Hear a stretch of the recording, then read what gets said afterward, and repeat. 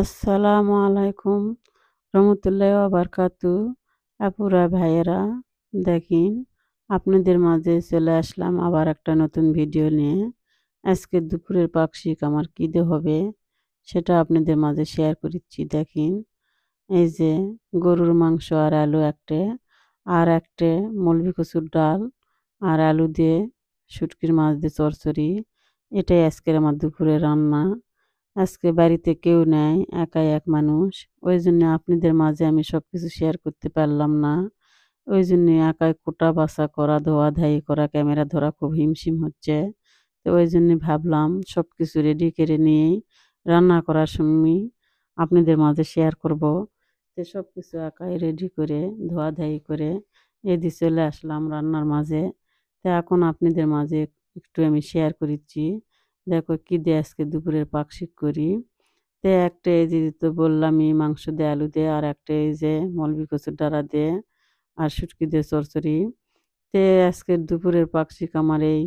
বাড়িতে কেউ নাই, একাই এক মানুষ, এক হাতে সব কিছু কাজ করা। ওই জন্য খুব হিমশিম হলো। আর জুম্মার দিন তো জানেনই, খুব ব্যস্তর দিন। কৃষকজি জুম্মার দিন আগে নামাজের আজান শুরু হয়। ওই জন্যই সব কিছু ঝামেলা হয়। তে সব কিছু বাড়ির কাজকর্ম সারে উরে চলে আসলাম পাকশিক করতে। তো এই যে দেখো, এখন তেল দিলাম, নুন পত্তা সব দিয়ে এখন তেল দিলাম। দিয়ে এখন এক হাতে মাখিচ্ছি আর এক হাতে ক্যামেরা ধরেছি। ওই জন্য তোমাদের মাঝে ভালো মতো ভিডিওটা হয়নি। এক সাইড দেখা যাচ্ছে আর এক সাইড দেখা যাচ্ছে না।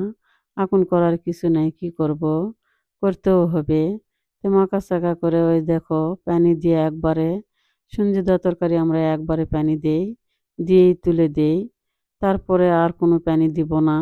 এই পানিতেই তরকারি হয়ে যাবে। জাল তুলে দিলাম, দিয়ে আবার এই যে দেখো আর একদিকে জাল তুলে দিলাম মাংসের জন্যে। তো এই যে মাটির পাতিলে মাংসটা আজকে রান্না করব।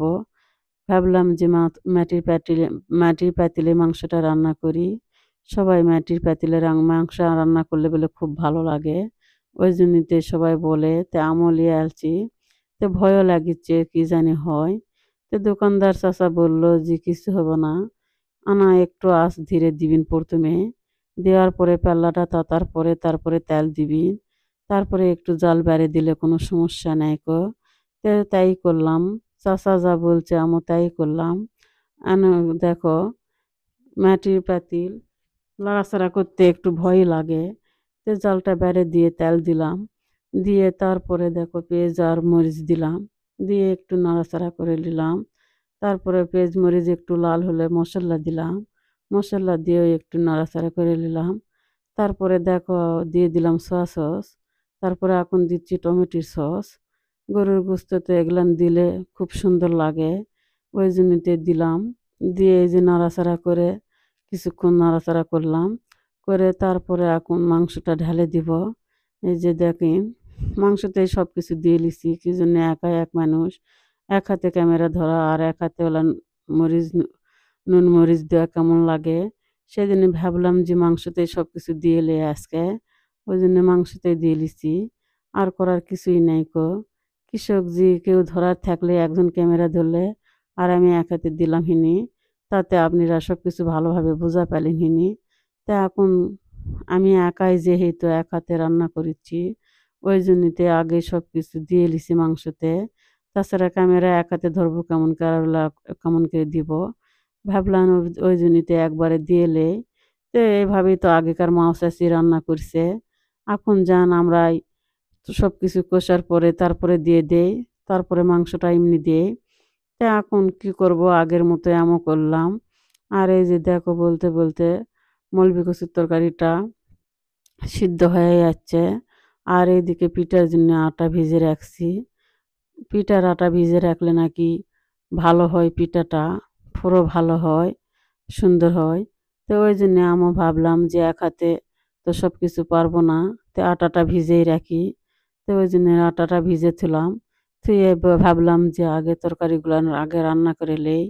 তো ওই জন্য তরকারি তুলে দিলাম, দিয়ে ভাবলাম যে তরকারিগুলো এর আগে রান্না করি। তরকারি রান্না করা শেষ হওয়ার পরে না হয় পিঠাটা পরে ভাজবো হেনি।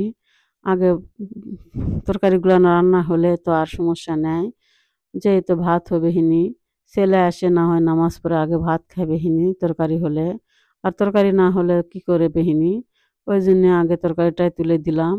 এই যে দেখো পুরোপুরি তরকারিটা হয়ে আসছে, কিছুক্ষণ পর এখন চুলাটা বন্ধ করে দিব, দিয়ে এভাবেই থবো, বেশি হলে আবার ভালো লাগবে না। অল্পটুকুই করছি যেহেতু দুই মাইজে খাবো, বাড়িতে কেউ নেই, আমার ছেলে তেমন পছন্দ করে না মলবি কচুর তরকারি, কিন্তু ভালো হলে আবার ছাড়েও না, খায়। তো এই যে দেখো মাংসের তরকারিটাও প্রায় হয়ে যাচ্ছে, ভালোভাবে কষানো হয়েছে। এই যে দেখো কেমন লাগছে কালারটা দেখতে, মাটির পাল্লার তরকারি অবশ্যই সুন্দর লাগে, কালারটাও সুন্দর হয়েছে, মাংসটাও খুব সুন্দর হয়েছে, তাড়াতাড়ি সিদ্ধ হয়েছে। তো এই যে দেখো দুই মাঝে খাবো অল্প করে লিছি, বেশিটুকু লেইনি, অল্প কয়টা আলু দিছি আর অল্পটুকুই মাংস লিছি, যেহেতু বেশি মানুষ লয় দুই মাঝে খাবো, অতটুকু রান্না করে কি করব, ওই জন্য অল্পটুকুই রান্না করছি। এই যে রান্নাটা শেষ হয়েছে, এখন দেখো ঢালে নিলাম, এটা পুরপুরি আর এটা দেখো মাংসের তরকারি, তাই বলে দুই মাঝে খাবো একে কম হয়নি।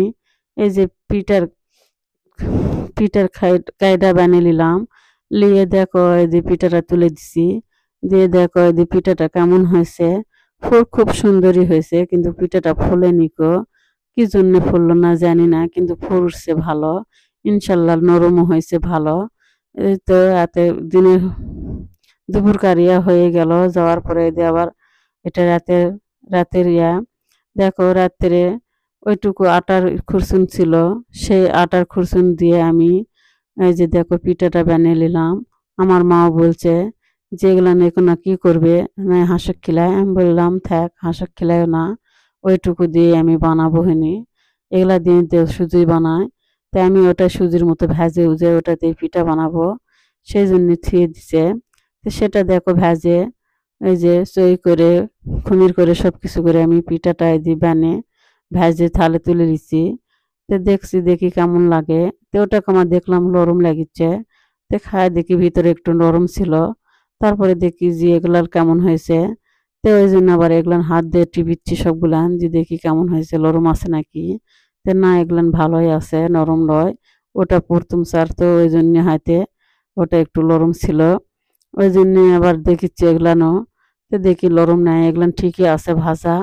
আর এই দিয়ে এটা আবার দেখো সেই জন্য আমি ঠাসে ঠুসে দেখিচ্ছি যে নরম আছে নাকি, আবার এদিকে খায়াও দেখাচ্ছি এটা ঠিকই আছে, নরম নেই, ভিতরে ফাঁপায় আছে, খুব সুন্দর হয়েছে একবারে, দেখো তো মিষ্টির মতো হয়েছে, দেখো অল্পটুকু দিয়ে কত সুন্দর একটা হয়েছে আর কতগুলান হয়েছে, তো দুই মাঝে খাবো এতটুকুই তাই যথেষ্ট।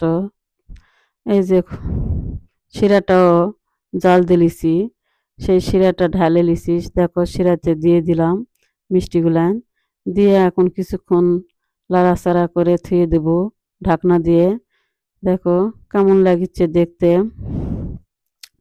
তোমরা সবাই দেখে বলবিন যে কেমন লাগিচ্ছে, আর তোমরাই আপুরা ভাইয়ারা আমার ভিডিওটা দেখে লাইক কমেন্ট শেয়ার করবেন আর আমার পাশে থাকবেন, সাপোর্ট করবেন, তোমাদের সাপোর্টের জন্য আমি যেন এগিয়ে যেতে পারি, এইটুকুই, ইনশাল্লাহ তোমরা দোয়া করো। এই যে দেখো এখন ঢাকনা দিয়ে ঢাকে থুয়ে দেবো রাতে, থুয়ে দিয়ে সকালবেলা আবার ফিরে আসলাম, দেখো মুখ হাত ধুয়ে আমি ভাবছি দেখি পিঠাটা কেমন হয়েছে খাই, তো এই যে থালে তুলে নিলাম, সেই সুন্দর হয়েছে, টুপ হয়েছে আর শিরা যায় সেই রকম লাগছে। এই তো এরা চিনি দিয়ে বানাচ্ছি, কিন্তু ক্যারামেল আনা বেশি হয়েছে ওই জন্য গুড়ের মতো লাগছে, তাছাড়া চিনি দিয়ে বানাচ্ছি আজকের পিঠাটা আমি, খুব সুন্দর লাগছে আর খুব সুন্দর নরম হয়েছে, সফট হয়েছে, এত সুন্দর হয়েছে তা বলে বোঝানো যাবে না, খুব স্বাদ হয়েছে। তো বন্ধুরা আজকের ভিডিও এখানে তোমাদের মাঝে শেষ, আল্লাহ হাফেজ।